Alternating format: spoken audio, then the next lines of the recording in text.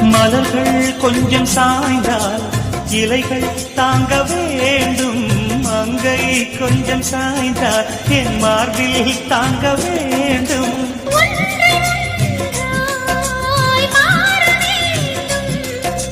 உன்னி என்னை தேட வேண்டும்.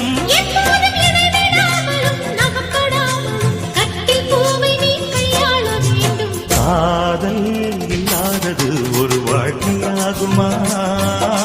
கண்கள் இல்லாமலே ஒரு காட்சி தோன்றுமா?